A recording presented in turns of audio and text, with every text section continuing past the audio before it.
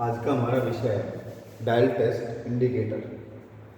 Dial test indicator क्या होता है, सबसे पहले इसका परिचय देखते हैं। डायल टेस्ट इंडिकेटर किसी भी जॉब की समतलता मापने का, समतलता का मतलब होता है फ्लैटनेस, किसी भी जॉब की समतलता मापने का एक सूक्ष्म मापी यंत्र होता है, एक सूक्ष्म मापी यंत्र होता है।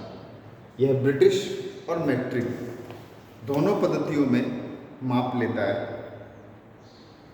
इसके द्वारा मेट्रिक पद्धति के अंदर अपन 0.01 mm तक की शुद्धता में जॉब को माप सकते हैं। मेट्रिक पद्धति में 0.01 mm की शुद्धता में जॉब को माप सकते हैं। कुछ शुद्धता में ये 1 माइक्रोन तक भी माप सकता है। कुछ शुद्धता में 1 माइक्रोन 0.001 mm तक भी ये माप सकता है। और ब्रिटिश प्रणाली में भी सेम वही है, 0.001 इंच तक भी ये माप सकता है। तो मेट्रिक प्रणाली में 0.01 mm इसको मान के चलेंगे और ब्रिटिश प्रणाली में 0.001 इंच की शुद्धता में ये जॉब को माप सकता है। नेक्स्ट आता है इसके अनुपात को भी।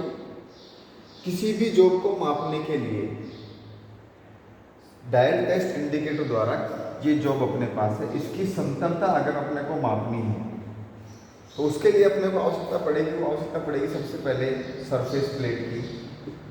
सरफेस प्लेट के बाद डायल टेस्ट इंडिकेटर जो होगा ये डायल टेस्ट इंडिकेटर के स्टैंड पर ही लगेगा, यानी इसका जो स्टैंड होगा उस पर ही इसको लगाया जा सकता है और उसके द्वारा इसको लगाकर ही जॉब की समतलता, किसी जॉब की ओवलनेस, किसी जॉब की टेपर, अगर जॉब में टेपरनेस है तो टेपर को भी जांचने के लिए डायल टेस्ट इंडिकेटर का प्रयोग किया जाता है।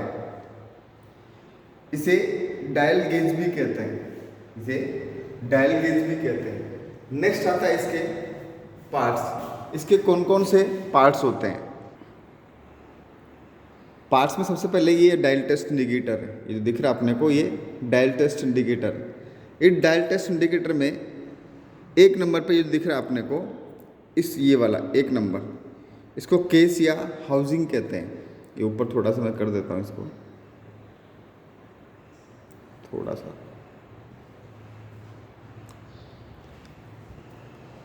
सबसे पहले इसका केस या हाउसिंग, केस या हाउसिंग ये वाला पार्ट कहलाएगा। ये जो पार्ट दिख रहा है तुम्हें, ये केस या हाउसिंग वाला पार्ट है, ये 1 नंबर।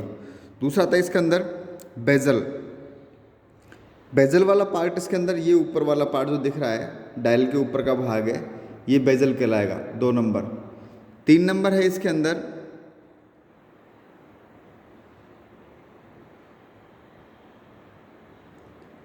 इसमें 1 मिनट थोड़ा सा करेक्शन कर देता, एक बार मैं इसको दोबारा से रिपीट कर देता हूँ। इसमें है केस या हाउसिंग, केस या हाउसिंग कहला रहा है इसमें ये वाला पार्ट्स, ये वाला पार्ट इसमें केस या हाउसिंग कहलाता है।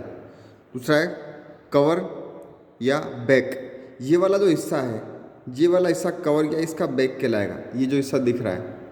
तीसरा इसके अंदर बेजल, बेजल वाला हिस्सा, इसमें ये जो इसका आउटर दिख रहा है, ये इसका बेजल वाला हिस्सा कहलाता है। चौथा इसके अंदर डस्ट कैप, ये इसमें डस्ट कैप कहलाएगी, ये ऊपर वाला जो हिस्सा है ग्लास जैसा, इसका जो ग्लास जो होता है ये डस्ट कैप, ताकि डस्ट इसके अंदर नहीं जाए। अगर नेक्स्ट पॉइंट है इसके अंदर डायल, ये वाला हिस्सा इसका डायल कहलाएगा, जो घड़ी जैसा बना होता है ये हिस्सा इसका डायल कहलाएगा। अगला है इसमें बेजल क्लैंप, पूरे बेजल को क्लैंप करने के लिए अर्थात रोकने के लिए जो हिस्सा इस्तेमाल होता है ये कहलाता है बेजल क्लैंप। नेक्स्ट है इसमें नीडल या इंडिकेटर, नीडल या इंडिकेटर ये वाला हिस्सा क्या है, जो सुई जो होती है इसको नीडल या इंडिकेटर बोलते हैं। नेक्स्ट है इसमें रेवोल्यूशन काउंटर, ये इसका रेवोल्यूशन काउंटर है, ये जब पूरा 1 चक्कर नीडल लगा देगी तो ये 1 भाग चलेगा, ये रेवोल्यूशन काउंटर कहलाता है। नेक्स्ट इसमें रैक या प्लंजर, रैक या प्लंजर वाला हिस्सा ये वाला कहलाएगा, ये जो हिस्सा दिख रहा है ये रैक या प्लंजर का हिस्सा कहलाता है। नेक्स्ट है इसमें हार्ड पॉइंट, हार्ड पॉइंट नीचे वाला हिस्सा कहलाता है, जो हिस्सा जॉब की सतह को टच करता है, स्पर्श करता है, वो हिस्सा इसका कहलाता है हार्ड पॉइंट।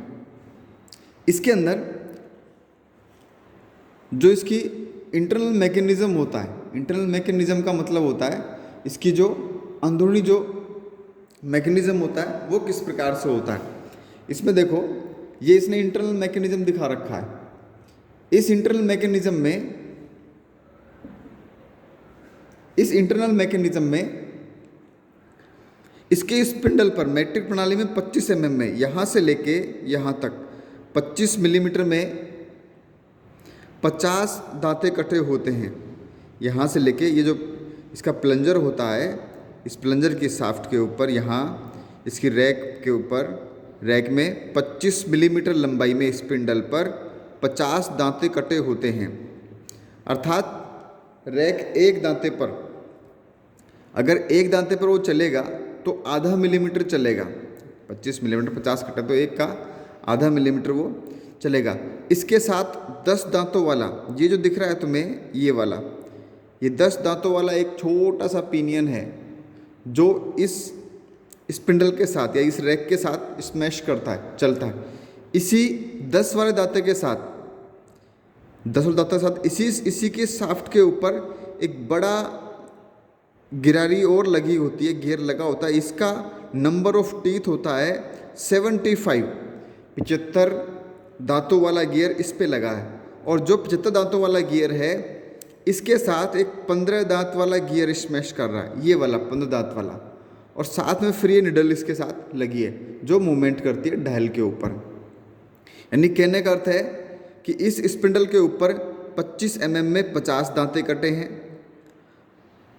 और इस स्पिंडल के साथ जो पिनियन स्मैश कर रहा है उसमें 10 दांते कटे हैं और इसी पिनियन वाली शाफ्ट के ऊपर एक 75 दांत वाला गियर लगा है और 75 दांत वाला जो गियर है उसके साथ एक 15 दांत वाला गियर स्मैश करता है और उस 15 दांत वाले गियर के साथ ही इसके ऊपर एक निडल लगी होती है जो डायल के ऊपर चलती है। ये इसका इंटरनल मैकेनिज्म होता है। इसको अपन इस चित्र के माध्यम से भी समझ सकते हैं। इसमें जो ये प्लंजर है, ये इसमें प्लंजर लगा है, 25 mm की रैक में 50 दांते कटे हैं। इसके साथ फिर 10 mm का एक छोटा सा पिनियन लगा है। इस 10 mm के पिनियन के साथ 10 mm का 10 दांतों वाला जो पिनियन है इसके साथ इसी शाफ्ट के ऊपर एक 75 दांतों वाला गियर लगा है और 75 वाले दांत जो गियर लगा है उसके साथ एक 15 दांत वाला गियर लगा और इससे निडल कनेक्ट है। और निडल जब कनेक्ट है तो ये निडल इस डायल के ऊपर घूमती है। कब घूमेगी? जब यहाँ से प्लंजर मूवमेंट करेगा। जैसे प्लंजर मूवमेंट करेगा ये पूरे डायल के ऊपर घूमेगी।